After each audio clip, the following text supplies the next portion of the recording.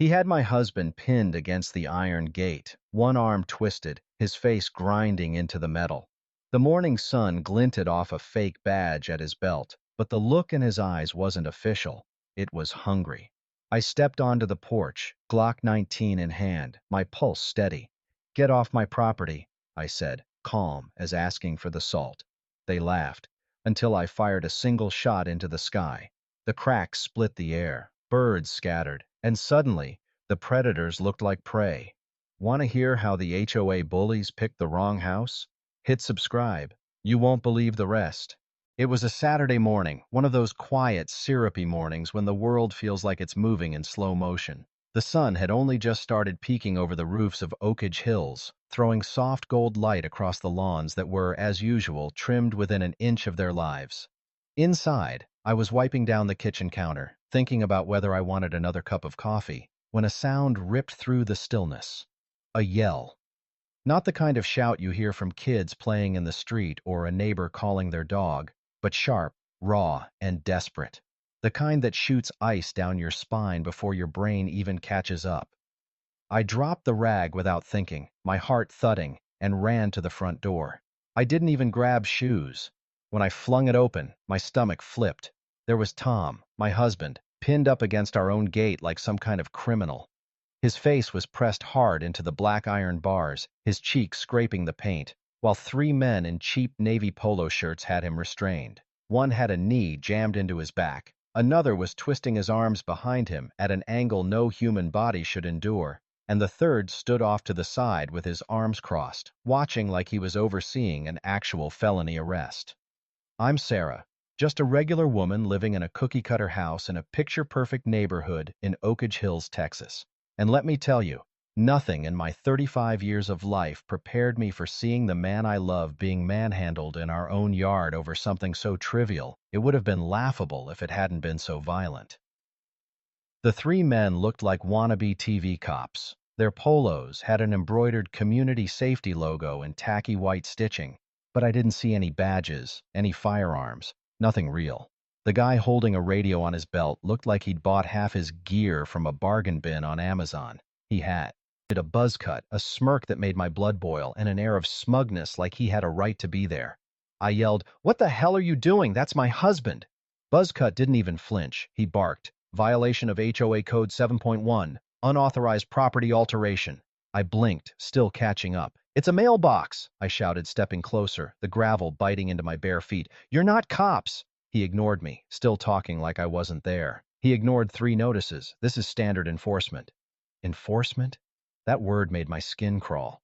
My husband was groaning in pain, his cheek still pressed into the gate, his fingers white from how tightly they had him pinned. I could see our neighbors' blinds twitching, little shadows shifting in their windows. But no one came out.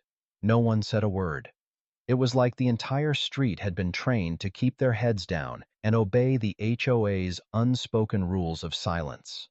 I pulled my phone from my pocket and dialed 911 with shaking hands. My voice trembled as I told the dispatcher what was happening. Two uniformed police officers arrived a few minutes later, and I thought finally this nightmare would be over. But instead of stepping in to stop the insanity, they walked over casually, listening while Buzzcut handed them a clipboard like he was a sergeant filing a report. He rattled off community standards violations like they were reading from some sacred law book. Officer Daniels, his name stitched neatly above his badge, turned to Tom, who by now was sitting on the curb rubbing his ribs, and said, "Sounds like a civil dispute. You'll need to take it up with your HOA board." I couldn't believe it. "They pinned him to our gate over a mailbox," I said sharply. "He's hurt." Daniels shrugged, completely unmoved. "No lethal force was used. File a report if you want." Tom coughed, wincing, and I saw a thin smear of blood at the corner of his mouth. That moment, the sight of my husband's quiet pain and the casual indifference of the police broke something in me. I wasn't just angry. I was done. Done waiting for someone else to fix this. The hours after the so-called incident felt heavy, like the air itself was pressing against my chest. Tom didn't speak much. He just sat on the couch, leaning slightly to his left to avoid the worst of his bruised ribs, staring at the muted TV like he wasn't really watching anything. I tried to get him to eat, but he only pushed the food around on his plate. The only sound in the house was the occasional creak of the air conditioning. We watched the footage later that night from our doorbell camera, and it was worse than I remembered. You could hear everything: Tom's groans, my shouts, the fake cops barking orders like they were in a crime drama. I could see the way Buzzcut's smirk grew when he spotted me coming outside. He'd enjoyed this, and he'd done it without a shred of real authority. What really twisted the knife was learning later that someone across the street had filmed the entire thing from their phone. The video had made the rounds in our neighborhood group chat, but no one had come to our door to check on us. No, "Are you okay?" No, "That's outrageous." Just silence. That told me everything I needed to know about Oak Ridge Hills. The next day, Tom was still moving slowly. Every breath seemed to remind him of what they'd done. He refused to go to urgent care at first, muttering something about not giving them the satisfaction, but I convinced him to let me drive him in the afternoon. The doctor confirmed 2 bruised ribs, a mild concussion from the gate, and gave him a list of things he shouldn't do for a few weeks. No heavy lifting, no yard work, definitely no bending over to Tink, or with his mailbox project. As if to drive the point home, when we returned from the clinic, there was a single sheet of paper taped to our front door. HOA letterhead, all official-like. It read, "Notice of non-compliance. Final warning, property at our address remains in violation of Section 7.1. Mailbox remains non-standard and unapproved. Immediate correction required to avoid further enforcement action." The signature at the bottom was unmistakable. Linda Voss, HOA president. I'd known Linda for years. She was the kind of woman who could tell you your begonias were lovely and somehow make it sound like an insult. She was also the one who'd turned Oak Ridge Hills from a pleasant suburban neighborhood into a miniature dictatorship. I'd seen her on people's lawns with her clipboard, measuring tape in hand, citing folks for mulch color or the shade of paint on their shutters, and I had no doubt her fingerprints were all over what had happened to Tom. 3 days later, around 9 in the evening, I was in the living room when I caught movement outside. I peeked through a gap in the blinds, and my blood pressure spiked. 3 figures in navy polos were walking across our lawn. They weren't even trying to be discreet. One had a measuring tape, another was filming our mailbox with his phone, and Buzzcut himself was there, pointing at the fence and laughing quietly. Something in me snapped. I went to the hall closet and opened the small safe we hadn't touched in years. Inside was my Glock 19, wrapped in the same cloth my father had given it to me in when I was 21. Dad had taught me how to handle it on his farm, back when shooting was just a skill, not a statement. As I held it now, the weight felt like an old friend's hand on my shoulder, reminding me I wasn't powerless. I stepped onto the porch barefoot, my hair loose around my shoulders, holding the Glock. Low but steady, finger off the trigger. My voice came out calm, almost casual. "Get off my property." They froze. Buzzcut gave a nervous laugh and said, "Ma'am, this is an HOA inspection. We're author—" I didn't let him finish. I raised the gun to the sky and fired once. The shot split the night like lightning. The sound of that shot rolled through Oak Ridge Hills like a thunderclap. Birds exploded from the trees. Somewhere down the street, a dog started barking its head off. The 3 men in their knockoff community safety polos weren't smirking anymore. One of them, the skinny one with the clipboard, stumbled backwards so fast he tripped over the edge of our flower bed, sending his papers flying across the grass. The other, a heavy-set guy who'd been filming, dropped his phone entirely, eyes wide like he'd just realized this wasn't a game. Buzzcut's smirk? Gone. Completely erased. He was frozen in place, his right hand halfway to the radio on his belt. I lowered the Glock to my side, keeping my stance steady. "You touch my husband again," I said, my voice as calm as if I were telling someone they had spinach in their teeth, "and I swear to God, you'll regret it." They didn't test me. The heavyset one muttered something under his breath, grabbed the clipboard guy by the elbow, and started retreating toward the sidewalk. Buzzcut lingered a second longer like he was trying to decide if backing down would be worse for his pride than staying. Then his eyes flicked to the Glock again, and that decided it. He turned and jogged after his buddies, his plastic badge bouncing on his belt like the cheap prop it was. I stood there until they were halfway down the street, the porch light glinting off the slide of my gun. When I finally went inside, my hands weren't even shaking. By morning, the video was everywhere. Our doorbell cam caught the entire confrontation. Me on the porch, the three men on the lawn, the single shot fired into the sky, and their not-so-brave retreat. But it wasn't just our footage. Apparently, someone two houses down had filmed the whole thing on their phone from an upstairs window. That angle caught my warning, their faces, everything. It spread like wildfire. First the Oak Ridge Hills group chat, then Nextdoor, then Reddit. A local blog picked it up under the headline, Texas Woman Shuts Down Fake HOA Cops. I hadn't posted the video myself, but the comments rolled in faster than I could keep up. People shared their own HOA horror stories. Fines for leaving a trash can out for an extra hour, demands to repaint perfectly good fences, threats over non-standard landscaping. Strangers were calling me a hero, an example of standing your ground. I didn't feel like a hero. I felt like someone who'd been pushed one time too many. The HOA board, apparently, was not enjoying the publicity. 2 days later, they called an emergency meeting. The notice went out to residents, but it made it very clear this was board members only. No homeowners allowed. 48 hours later, the so-called Oak Ridge Hills Safety Squad was officially disbanded. No explanation given, just a short announcement that the HOA will no longer maintain a volunteer enforcement group. But I knew the real reason. Buzzcut and the heavyset guy were facing misdemeanor charges, impersonating law enforcement, trespassing, and in Buzzcut's case, possession of an imitation badge. They weren't big charges, but it was enough to send a message. Tom filed a civil suit for assault and emotional distress, and our lawyer served the HOA with a cease and desist letter listing every trespass, every intimidation attempt, every second they'd acted like they could bully us into submission. For the first time since moving here, people started meeting my eyes when I walked down the street. The ripple effect hit Oak Ridge Hills fast. You could feel it in the way people carried themselves. For years, neighbors had walked with their eyes down, always polite but distant. A silent, shared understanding that you didn't make waves. Now they were looking at us, nodding, even stopping to talk. Liz from 3 houses over showed up on our porch 2 days after the safety squad was shut down. She was clutching a foil-covered casserole like it was a peace offering. "I should have spoken up sooner," she said, her voice shaking. She didn't wait for me to invite her in. She just pressed the casserole into my hands and looked at me like I'd done something unthinkable. By the end of the week, 3 different neighbors had pulled me aside during my morning walks. Some whispered, "You did what we couldn't."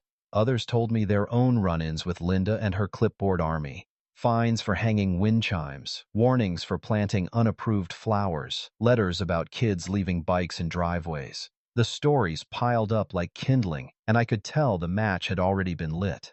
Linda herself didn't appear in public for several days. When she finally did, it was at the next HOA board meeting, standing stiff at the front of the clubhouse with her hair perfectly sprayed into place. She tried to carry herself like nothing had happened, but the tension in the room was thick. People were no longer just nodding along to her announcements. They were asking questions, demanding answers. It didn't take long for the cracks to show. A local reporter started digging after the viral video, not just into the fake safety squad, but into how they'd been formed in the first place. Emails surfaced, ones Linda had written herself, bragging about the training program she'd designed for them. She'd called it proactive community oversight, and said it would reinforce the authority of the HOA board. The emails hit the neighborhood Facebook page before Linda could do damage control. A week later, she resigned. The official notice cited personal reasons, but everyone knew the truth. The new board that took over wasted no time. They threw out the safety squad policy, banned any form of volunteer enforcement, and rewrote the rules to strip away the petty fines that had kept the neighborhood under constant low-grade threat. The next newsletter they sent out actually thanked residents for their patience and input. I almost laughed when I read it. The change wasn't instant, but it was visible. Kids started riding bikes in the street again without anyone calling it in as a safety hazard. Wind chimes appeared on porches. Gardens bloomed with whatever flowers people actually wanted to plant. It was like Oak Ridge Hills was breathing again for the first time in years. Tom healed slowly. The bruises faded after a few weeks, but I could tell the experience left a mark on him deeper than anything you could see. He started tinkering in the garage again, restoring the old lawnmower just for the satisfaction of it, but he was quieter, more watchful. One afternoon, we replaced the old, non-compliant mailbox with a new one, the same design Tom had wanted from the start, black paint gleaming in the sun, a small flag that clicked into place with a satisfying snap. It wasn't just a mailbox anymore. It was a monument, a reminder of the day we stopped letting other people tell us what we could do on our own land. The Glock went back into the safe, but I checked it every now and then. Not because I was scared, because it reminded me that I wasn't helpless, that I'd drawn a line once, and I could do it again if I had to. And in Oak Ridge Hills, I had a feeling people would think twice before crossing that line now. The civil suit against the HOA wasn't about money, not for us. Tom made that clear from the start. He wanted accountability. He wanted a record, something that would make it harder for anyone to sweep this under the rug later. Our lawyer, a sharp, wiry man named Bennett, understood that immediately. He specialized in property disputes and had dealt with more than his share of overreaching HOA boards. "Here's the thing," Bennett said during our first meeting, flipping through the stack of letters, violation notices, and incident reports I'd brought. "These people depend on intimidation and apathy. They assume you won't fight because it's exhausting. You are already ahead just by deciding to push back." The lawsuit named the HOA as an organization, but also Linda personally, and the three members of her so-called safety squad.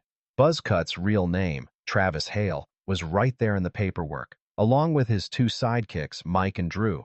The charges in criminal court were small potatoes, but our civil suit painted a much broader picture: trespass, assault, emotional distress, and abuse of authority under false pretenses. That's when the games began. The HOA's attorney sent us a letter offering to settle the matter privately, but the conditions were laughable. No admission of wrongdoing, a token payment for medical inconvenience, and a non-disclosure agreement that would essentially gag us from talking about it ever again. Bennett read it, snorted, and slid it across the table to me. "They're scared," he said. "That's why they're trying to buy your silence before we get to discovery." We declined.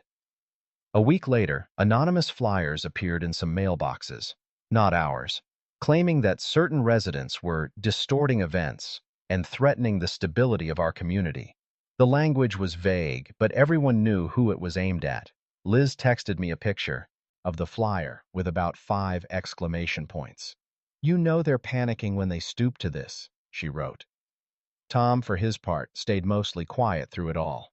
He'd give short answers when Bennett asked for details, but I could tell he was avoiding reliving that morning at the gate. At night, though, I'd catch him standing by the window, looking out at the street with that faraway look. Then came the deposition. Linda arrived with her lawyer and an expression like she'd rather be anywhere else. She was wearing a bright coral blazer that probably cost more than our monthly mortgage, and she kept glancing at the recorder like she thought it might explode. Bennett asked his questions in a calm, measured tone, but he didn't let her dodge.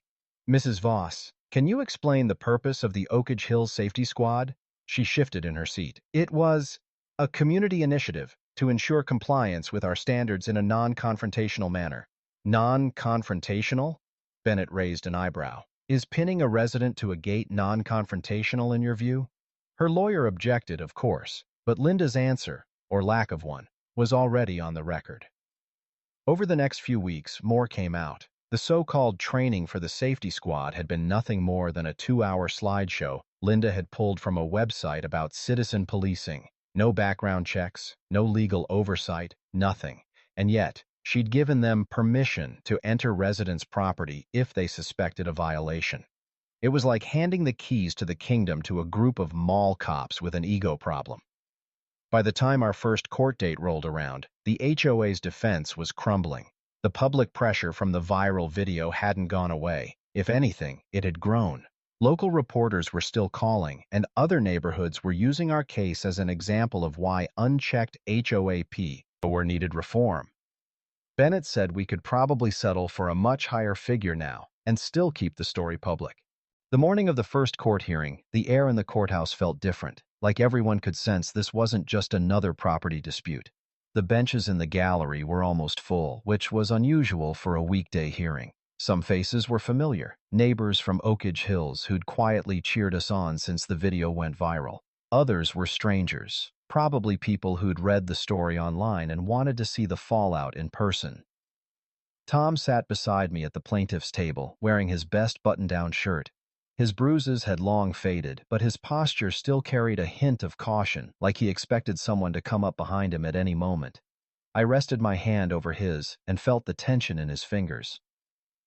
Across from us sat Linda, flanked by the HOA's lawyer, a man in an expensive gray suit with the permanent squint of someone who'd rather be in a golf cart than a courtroom.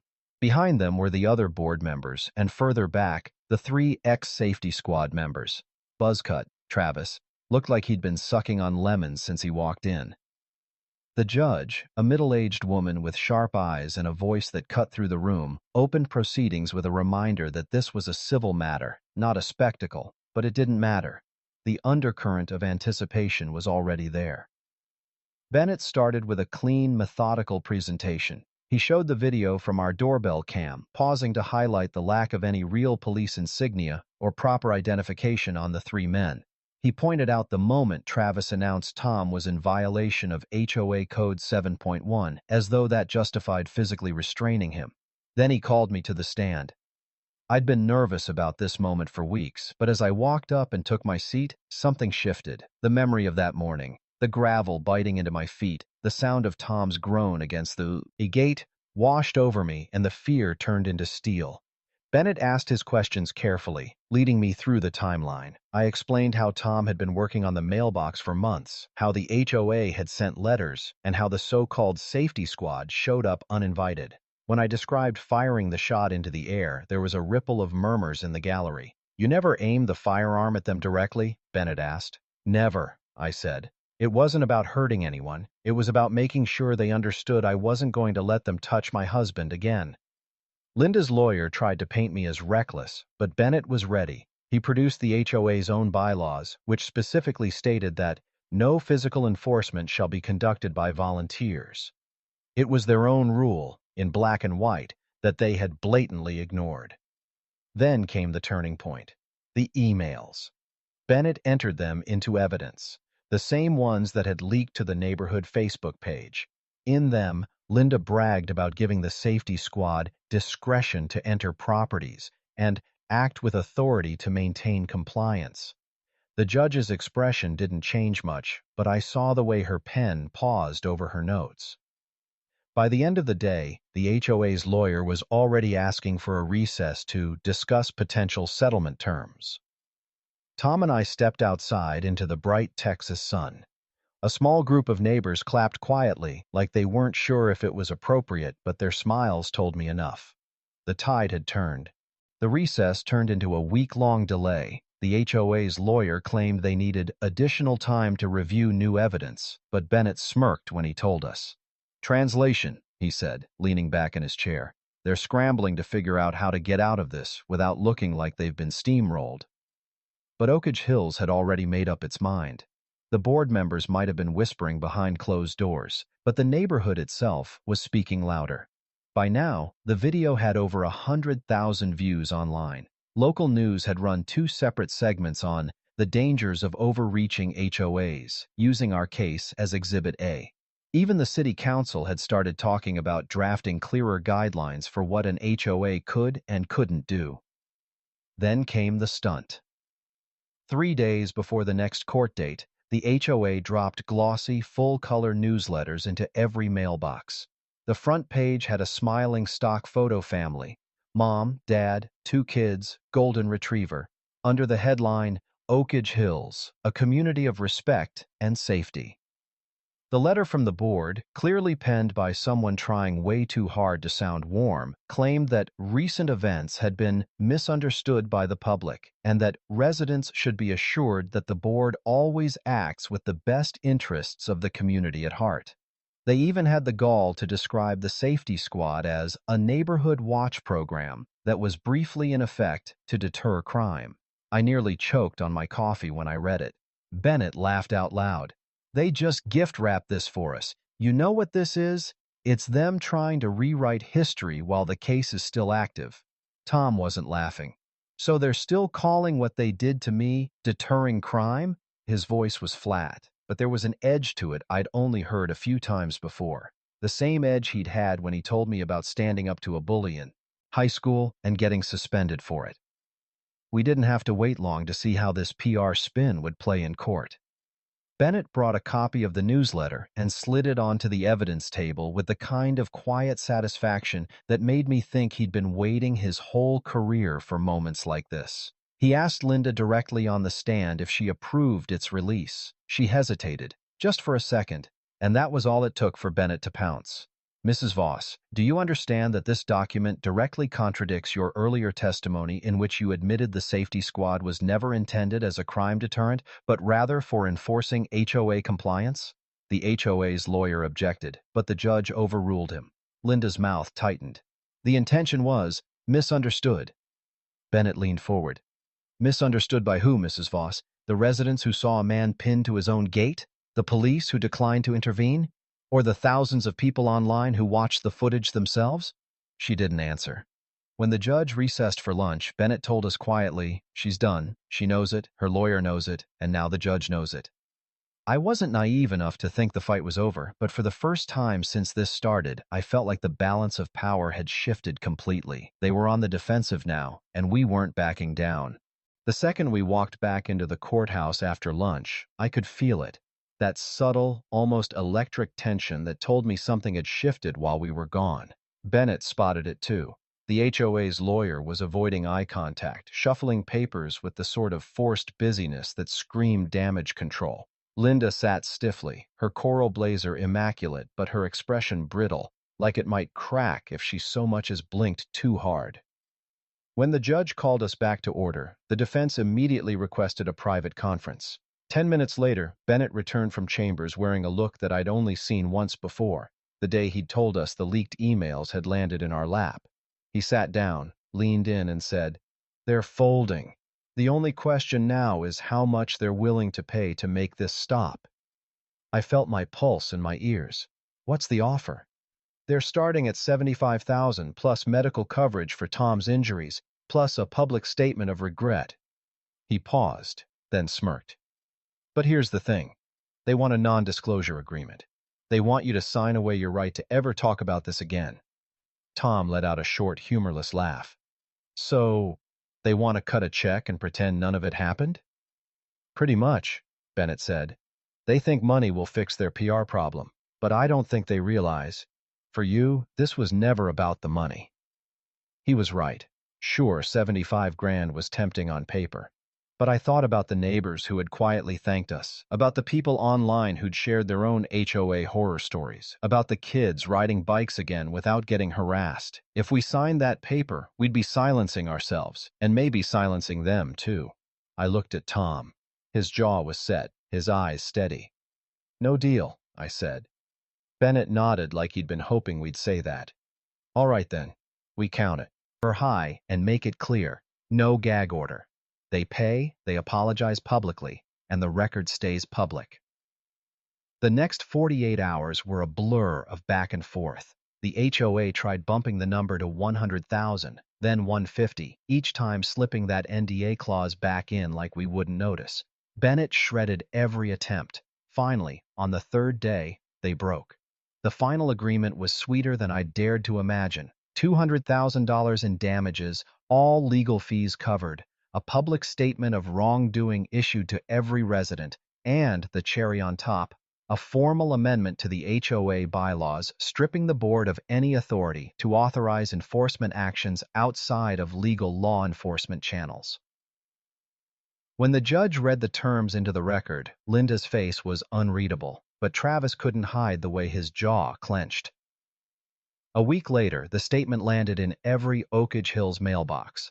The letterhead was the same as all those smug violation notices, but the tone was entirely different.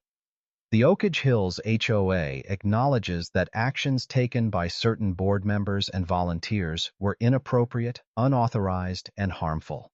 We apologize to Mr. and Mrs. Carter and to the community. These actions will not be repeated. That last line, "These actions will not be repeated," felt like a line in the sand, not just for us, but for every neighbor who'd spent years living under Linda's clipboard rule. The check cleared, the news died down, but life in Oak Ridge Hills was different. People planted flowers they liked, not just the approved ones. Porch swings appeared. Someone even painted their front door bright turquoise, and nobody said a word. Tom spent a Saturday morning fixing the flag on our mailbox. I stood on the porch, coffee in hand, watching him work without a shadow hanging over us. For the first time in years, the air here felt like it belonged to us again. For a while, I almost believed it was over. The summer crept in with warm evenings, kids running barefoot between sprinklers, and neighbors lingering in driveways long past sunset. Even the cicadas seemed louder, as if the whole place had exhaled. Tom's bruises were gone, though sometimes when he bent over the garden bed, I'd catch the stiffness in his movements, the ghost of that day etched in muscle memory. Then, one Tuesday morning, a letter showed up in our mailbox. No envelope, just a single sheet of paper folded in half, typed in all caps. "You think you won, but people like you ruin neighborhoods. Watch yourself." No signature, no HOA letterhead, just the kind of threat that chills you, not because it's loud, but because it's quiet. Tom read it once, handed it to me, and said nothing. His silence scared me more than anything. We'd been through so much already. I thought we'd finally reached the point where people would leave us alone. I called Bennett. He told me to document it, photograph it, and file a police report. The officer who came out, a young guy with kind eyes, took the letter in a plastic evidence bag. He promised they'd look into it, but his tone made it clear he didn't expect much. By Thursday, two more neighbors reported finding similar notes on their porches. Same font, same tone, different targets. One was a young couple who had painted their shutters a deep navy instead of the approved forest green. The other was Mrs. Alvarez, an 80-year-old widow whose front garden had exploded into wildflowers instead of the standard boxwoods. It didn't take long for rumors to start.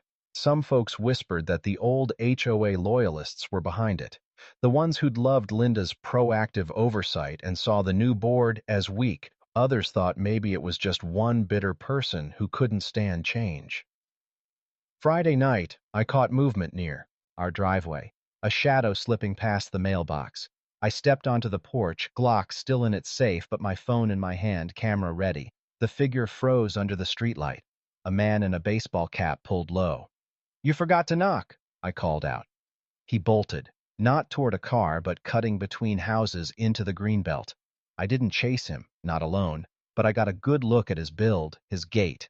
Tall, lean, maybe mid-40s. When I told Tom, his jaw tightened. "It's starting again," he said quietly. But I wasn't the same woman I'd been before. I wasn't waiting for someone else to handle it. I started calling neighbors, asking who'd gotten letters, who'd seen anything. By Saturday morning, we had a group chat of 12 households, and by Sunday night, we had a plan.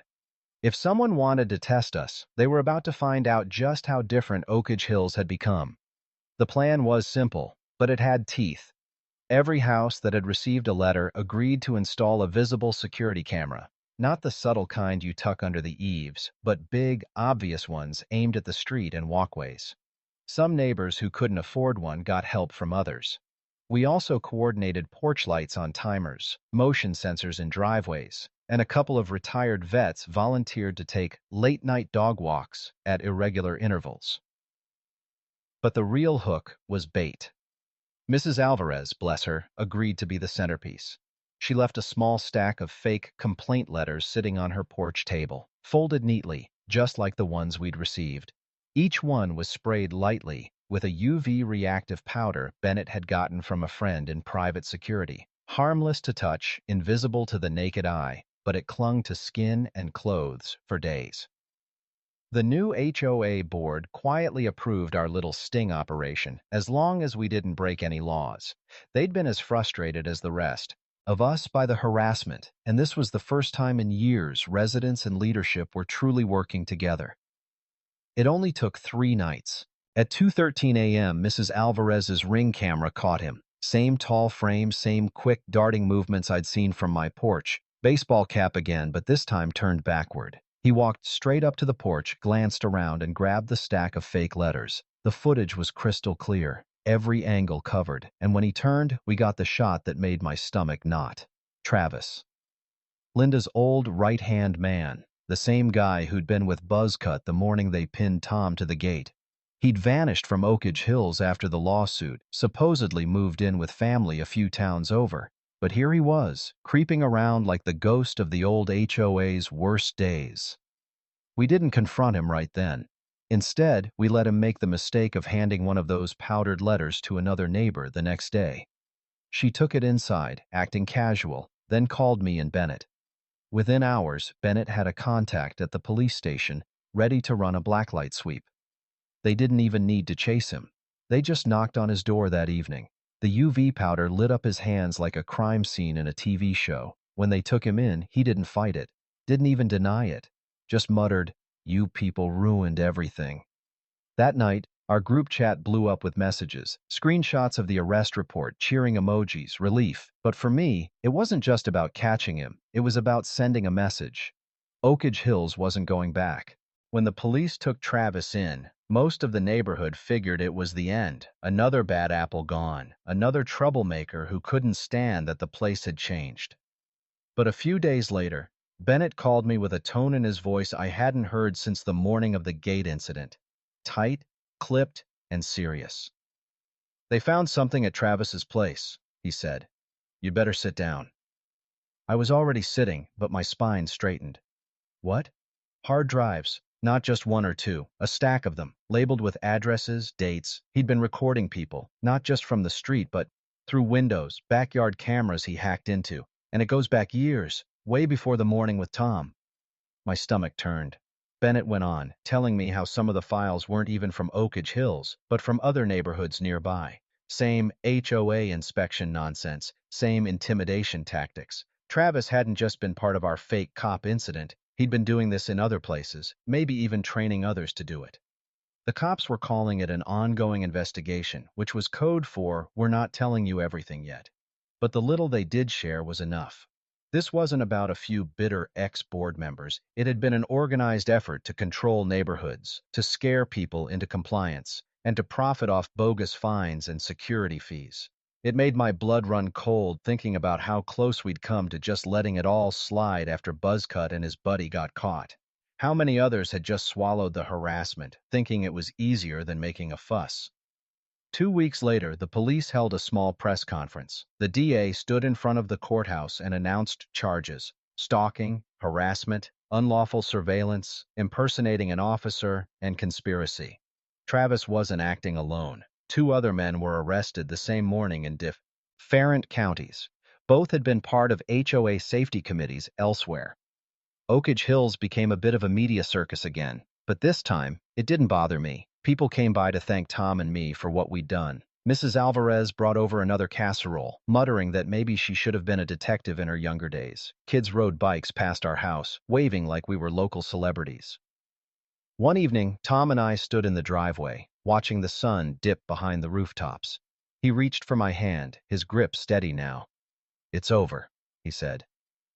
I looked at the mailbox, the same black paint gleaming in the light, and thought about the shot I'd fired, the line I'd drawn, the way the neighborhood had stood up for itself.